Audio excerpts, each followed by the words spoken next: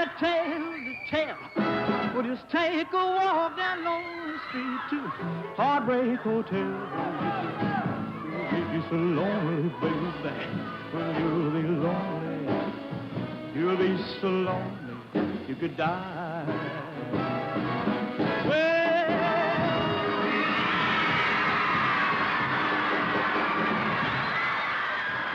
Heartbreak Hotel sells 2 million copies, the first gold record of his career. The demand is so great for Elvis's recordings that RCA has to use the pressing plants of other record labels to fill their orders. While in New York, Elvis takes time out to enjoy his newfound success. He meets a jewelry salesman backstage and buys his first diamond ring, a horseshoe for good luck. He takes a stroll around Times Square. It's the last time Elvis will be able to walk the streets of a big city without being recognized. Without love of my own, blue moon, you knew just what I Back at the Warwick Hotel, the fan mail is already pouring in. People want to know who he is, what he thinks. In a lot of the mail I get, people ask questions about the kind of things I do and all that sort of stuff. Well, I don't smoke and I don't drink, and I love to go to movies. Maybe someday I'm going to have a home and a family of my own, and I'm not going to budge from it. I was an only child, but maybe my kids won't be. I suppose this kind of talk raises another question. Am I in love? No. I thought I'd been in love, but I guess I wasn't. It just passed over. I guess I haven't met the girl yet, but I will, and I hope I won't be too long, because I get lonesome sometimes. I get lonesome right in the middle of a crowd, because I've got a feeling that with her, whoever she may be, I won't be lonesome no matter where I am.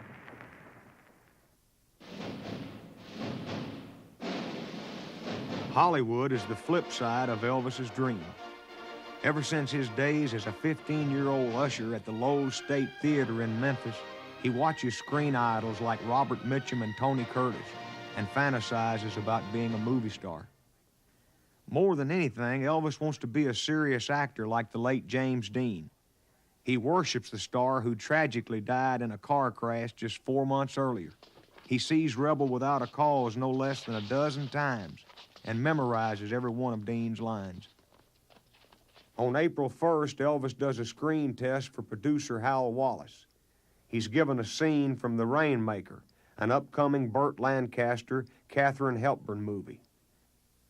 Wallace likes what he sees, and on April 7th, Elvis signs a 7-year contract with Paramount Pictures. The dream come true, you know.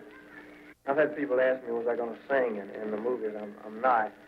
Not as far as I know, because I took strictly an acting test, and I wouldn't care too much about singing in the movies. Paramount does offer him a part in The Rainmaker, but under advice from the Colonel, he turns it down. Instead, Wallace loans Elvis out to another studio for a Deborah Paget, Richard Egan Western called The Reno Brothers. Shooting will begin in August. With television deals and movie contracts in his hip pocket, the Colonel moves on to Las Vegas. On April 23rd, Elvis appears in Las Vegas for the first time. The Colonel promotes him as the atomic-powered singer, and he bombs. Elvis opens at the Venus Room of the new Frontier Hotel on the same bill as Freddie Martin and his orchestra and comedian Shecky Green. Ladies and gentlemen, Elvis Presley. Well, it's a 1 for the money, a 2 for the show, a 3 to get ready. Now go, cat, go, don't you step on my blue suede shoe. Well, you can do anything but lay on my blue suede shoe. Well, the first night, especially, I was absolutely scared still. Afterwards, I got a little more relaxed. It was strictly an adult audience and mostly elderly people. The show business newspaper Variety reports that for the teenagers, he's a whiz. For the average Vegas spender, he's a fizz. Elvis didn't play Las Vegas again for 14 years. But the 2-week stay isn't a total loss. The hillbilly cat meets Mr. Showmanship. And Elvis received some invaluable advice from Liberace about how to dress to please an audience.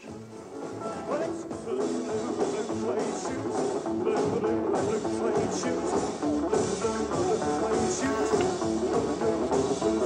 You can do anything when they home. And he takes home an autograph for his mother, Gladys. On June 5th, Elvis returns to Los Angeles and appears on the Milton Berle Show. I want to tell you something. Incidentally, ladies and gentlemen, I don't think that I'm revealing any secrets when I say that that Elvis Presley is the fastest rising young singer in the entertainment industry today. He might have been a fizz in Vegas, but he now receives his second gold record for I Want You, I Need You, I Love You. All over the country, Elvis Presley. Come on, bring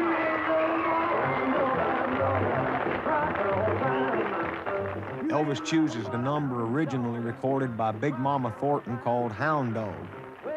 Low down, bluesy, hot and raw. Well, they said you was high class. Well, that was just a lie. Yeah, they said you were high class. Well, that was just a lie. Yeah, you ain't never caught a rabbit and you ain't no friend of mine. You ain't nothing but a hound dog. You ain't nothing but a hound dog. Yeah, you ain't never caught a rabbit and you ain't no friend of mine.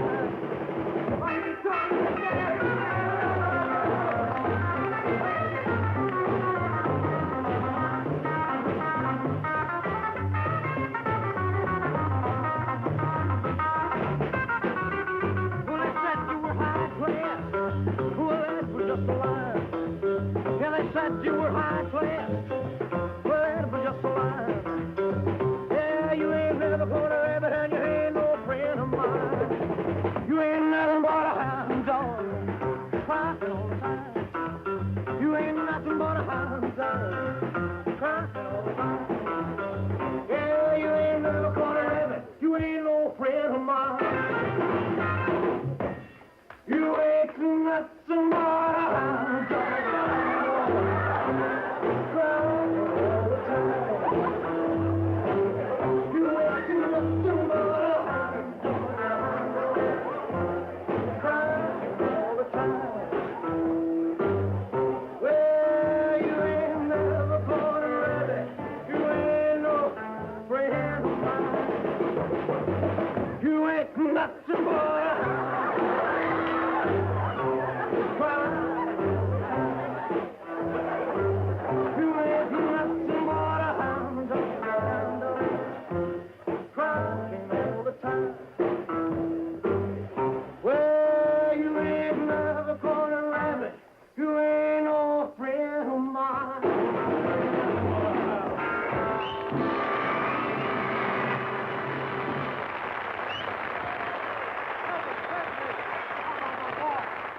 $40 million people tune in, and the next day, Elvis is in deep trouble. Elvis can't sing.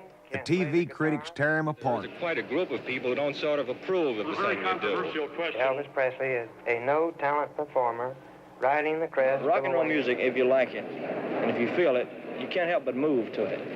That's what happens to me. Rock and roll, it gets you on fire. You use a lot of gyrations then. I mean, I have to move around. I can't stand still. I've tried it, and I can't do it. What about the name Elvis the Pelvis? I mean, it's one of the most childish expressions I've ever heard. I don't like to be called Elvis the Pelvis, but if they want to call me that, I mean, there's nothing I can do about it. They seem to think that it contributes to juvenile delinquency and all sorts of things. Someone is only singing and dancing. I don't see how they could think that it would contribute to juvenile delinquency. If there's anything I've tried to do, I've tried to live a straight, clean life and not set any kind of a bad example.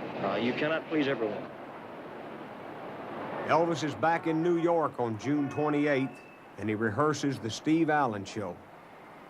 With the storm of controversy raging all around him, Elvis finds a peaceful moment alone at a piano and plays a favorite gospel song.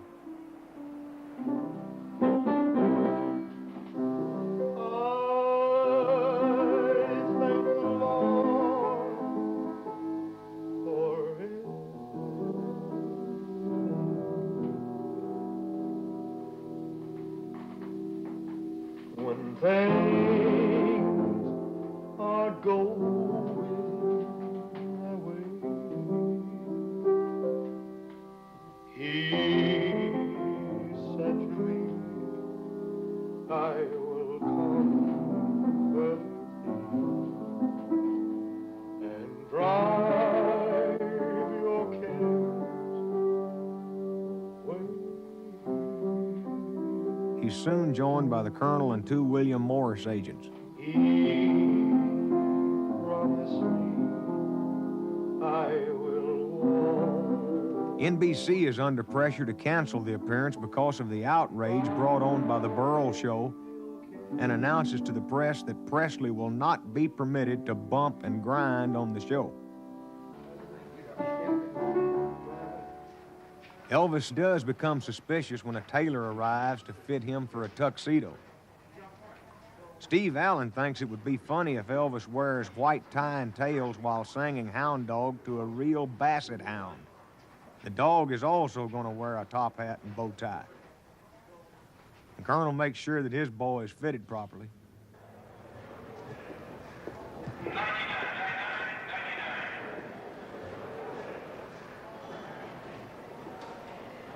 On his day off, between the rehearsal and broadcast of the Allen Show, Elvis heads down to Richmond, Virginia for 2 live performances.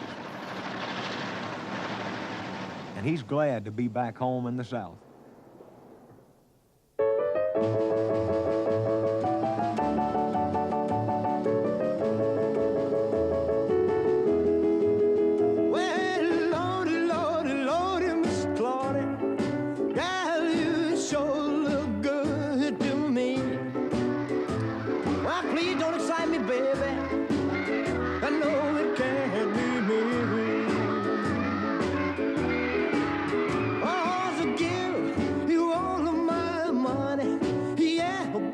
Just want to treat me right.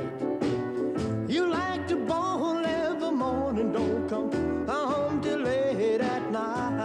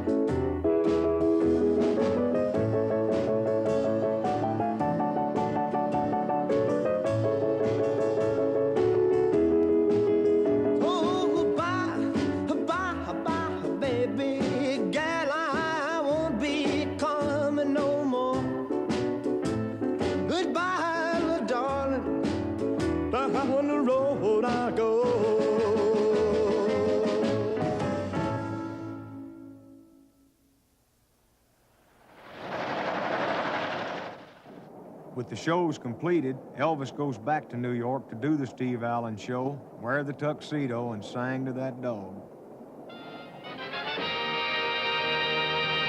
Well, you know, a couple of weeks ago on the Milton Berle Show, our next guest, Elvis Presley, received a great deal of attention, which some people seem to interpret one way and some viewers interpret it another. Naturally, it's our intention to do nothing but a good show. Somebody's barking back there. We want to do a show the whole family can watch and enjoy, and we always do. And tonight we are presenting Elvis Presley in his, what you might call his first comeback. And at this time, it gives me extreme pleasure to introduce the new Elvis Presley. Here he is.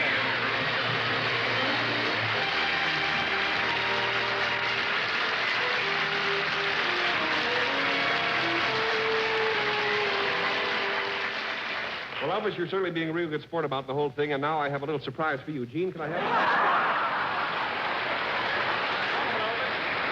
And that was with the great vocal group, the Jordanaires, in the background. Elvis, your new record hit, I predict it's going to be one because I've heard you rehearse it. You're going to record it tomorrow, called Hound Dog.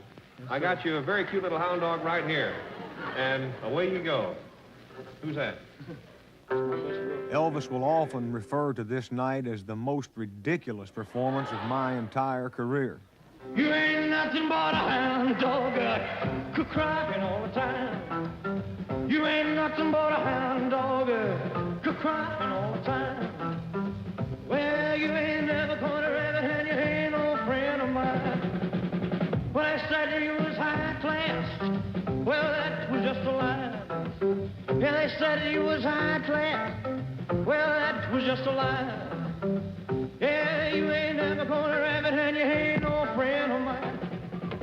You ain't nothing but a hound dog, crying all the time. You ain't nothing but a hound dog, crying all the time. You ain't never gonna rabbit, you ain't no friend of mine. You ain't nothing but a...